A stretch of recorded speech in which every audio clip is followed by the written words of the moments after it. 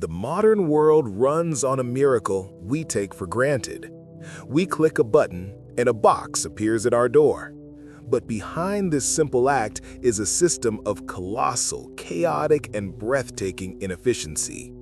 A system of clogged ports, half-empty trucks, and redundant routes. Soren Voss, a quiet, unassuming mathematician working as a mid-level analyst in a massive shipping port, saw this chaos not as a problem, but as a symphony of waste. He didn't see ships and containers. He saw a flawed equation, and he was obsessed with the elegant, terrifying beauty of its solution. His solution was inspired not by logistics, but by biology. He studied the way a swarm of ants can find the most efficient path to a food source without a leader, how a flock of birds can move as a single fluid entity. He spent 5 years writing an algorithm based on this principle of swarm intelligence. It was a decentralized logistics network he called the Hive. In his system, every truck, every ship, every package was an autonomous agent, constantly communicating with every other agent, collectively rerouting themselves in real time to avoid traffic, to fill empty space, to find the mathematically perfect path. It was a self-organizing, self-healing, living logistics network. He presented his Hive system to the powerful, entrenched titans of the global shipping industry, the heads of the Longshoremen's Union and the CEOs of the monolithic freight corporations. They saw his system not as a miracle of efficiency, but as an existential threat, a system that made human dispatchers obsolete, a system that made their centralized, monopolistic control irrelevant. The union boss, a powerful old-school brawler, looked at Soren's elegant simulation and sneered. "Cute bugs, kid," he said, "but my guys have been running these dogs for 50 years. We don't need a ghost in the machine to tell us how to do our jobs." Soren, rejected and underestimated, decided to build his own company from scratch.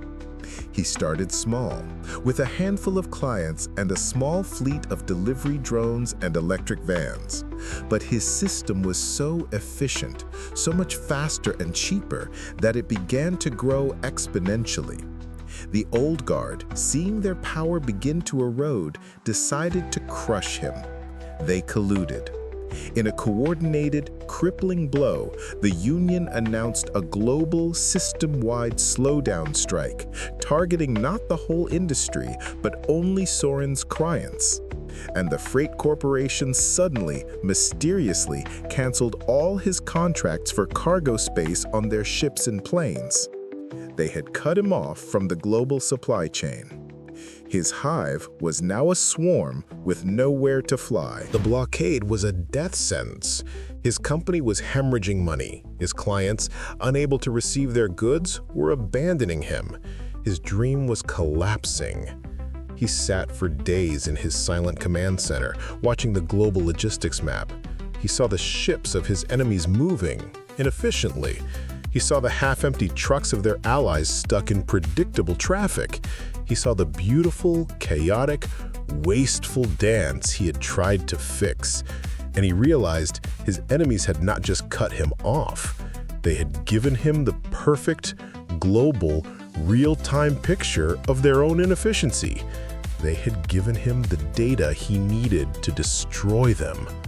His plan was a pivot of pure genius. If he could not move his own goods, he would become the ghost that optimized the goods of others. He repurposed the hive. It was no longer a logistics company. It became a pure information brokerage. He began to offer a new, secret subscription service to the small, independent players in the industry, the single truck owner, the small shipping agent, the companies being crushed by the giants. He offered them not a delivery service, but a glimpse into the matrix. His system would analyze the public data of his enemies' inefficient routes and give his new clients a single, perfect piece of advice: where to be and when. The effect was subtle, then revolutionary. A single independent truck, armed with Soren's data, would show up at a dock just as a half-empty corporate cargo container was about to leave, offering a cut-rate price to fill the space. A small, nimble air freight company would redirect a plane to a secondary airport, avoiding the union's slowdown and getting critical parts to a factory hours ahead of schedule. Soren's subscribers, 1,000 tiny Davids armed with perfect information, began to run circles around the clumsy, inefficient Goliath. They weren't fighting the system, they were flowing through its cracks, exploiting the very waste and inefficiency the giants had created. The giants began to feel the pain. Their profits dipped, their schedules became unreliable. They were losing to 1,000 tiny, invisible cuts. They knew someone was outsmarting them, but they couldn't figure out how. They were looking for a rival company, a fleet of trucks, a new shipping line. They were looking for a body. But Soren was no longer a body. He was a ghost, a pure intelligence. His hive system now a decentralized, invisible nervous system for the entire independent logistics market. He had been cut off from the supply chain, so he had become the brain of the supply chain instead. The moment of reckoning arrived in the form of a sudden, catastrophic global event, a massive volcanic eruption in the Pacific that sent a colossal ash cloud into the atmosphere, instantly grounding all air traffic across the northern hemisphere. Global supply chains, already strained by the giants' inefficiency, snapped. Ports became gridlocked. Airports became parking lots. The world's intricate system of trade seized up. For the old guard, it was an unforeseen disaster. For Soren, it was the perfect, chaotic chessboard he had been waiting for. In the chaos, as governments and corporations held emergency meetings, Soren's hive system went into overdrive. It was the only system in the world that saw the chaos not as a single, massive problem, but as a million tiny, solvable ones. It saw the grounded planes, the gridlocked ships, the closed borders, but it also saw the millions of forgotten, underutilized assets, the empty cargo space on long-haul trains, the independent truckers stuck in the wrong cities, the small regional ports that were still operational. The hive began to connect the dots, weaving a new, temporary, and incredibly complex logistics web through the ruins of the old one. The first miracle happened on day 3 of the crisis. A desperate shipment of life-saving medical supplies was stranded at a grounded airport. All official channels had failed. The hospital had only hours of supply left. Soren saw the problem on his system. He anonymously activated his network. An independent drone pilot was dispatched. The package was transferred to a long-haul electric truck driver who was on a previously unplanned route. It was then moved to a high-speed train and finally delivered to the hospital by a local bicycle courier. A journey that was deemed impossible by the giants was completed in 6 hours. It was a quiet, stunning demonstration of the hive's power. As the crisis deepened, the world began to notice that while the giants were paralyzed, a new, invisible network was somehow keeping the essential goods flowing. Governments and corporations, desperate for a solution, traced the miracle shipments back to their source. They did not find a company. They found 1,000 disconnected, independent operators, all seemingly acting with a single, coordinated intelligence. The investigation led them to the ghost they had tried to crush. They found Soren Voss. They did not come to him with threats. They came with a single desperate plea: help us. Soren looked at the faces of his defeated enemies on the screen. He held all the cards. He could have demanded a fortune. He could have demanded their companies. He could have become the new unchallenged king of global logistics. But he had not started this to become a king. He had started this to fix a broken equation. "I have no price," he said, his voice calm and final. But I have conditions. His conditions were revolutionary. He demanded that the freight corporations and the unions integrate, not with his company, but with his system. He would license the hive to them, turning their clumsy, centralized fleets into a vast, efficient, decentralized swarm. In exchange, they had to agree to a new, transparent, and dynamic pricing model that eliminated waste and passed the savings on to the consumer. And his final, most radical condition?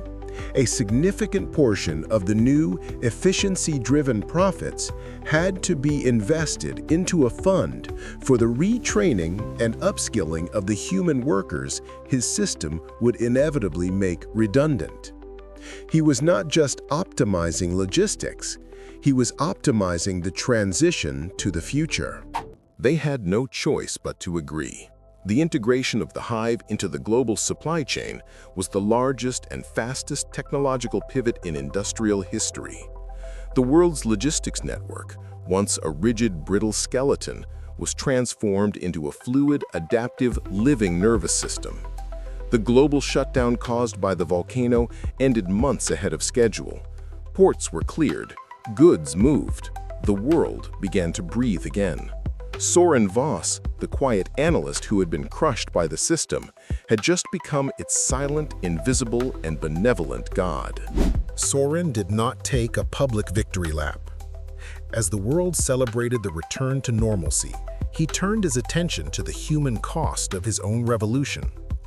He personally oversaw the Transition Fund, creating new educational programs and new roles for the workers his system had displaced.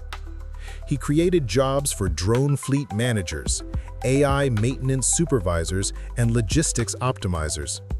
He proved that automation was not a replacement for humanity, but an opportunity to elevate it, to move people from tasks of brute force to tasks of creativity and oversight. Years later, the world ran on the hive. Instantaneous, waste-free, and almost invisible logistics became the new normal, the silent, beating heart of the global economy. Soren Voss, the architect of this new world, remained a private, almost mythical figure. He never put his face on a magazine, never gave a keynote speech. He had built a perfect, self-running system, and he trusted it to do its work. His obsession was no longer with logistics. It was with finding the next great inefficient system, the next beautiful equation hidden in the heart of our collective chaos.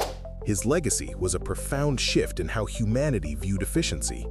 He had taken the cold, ruthless logic of the machine and infused it with the elegant, collaborative, decentralized wisdom of the swarm. He proved that the most powerful systems are not the ones with a single central brain, but the ones where every single component is empowered to be intelligent, adaptive, and cooperative. He had taught the brutish, top-down world of industry the graceful, bottom-up lesson of biology. Soren Voss's story became a quiet legend for a new generation of problem solvers. He was the man who was exiled from the system, only to become its god. The quiet mathematician who outmaneuvered the titans of industry, not with force, but with a more elegant formula. He was a testament to the idea that the greatest power lies not in controlling the pieces on the board, but in understanding the invisible rules that govern the entire game. He taught us that the miracles of the modern world are not the things we see, but the invisible systems that allow us to see them. He did not just shrink the world, he gave it a new nervous system. And by doing so, he showed us that the solution to our greatest challenges is often not a bigger machine or a stronger leader, but simply a more perfect, more elegant, and more intelligent flow.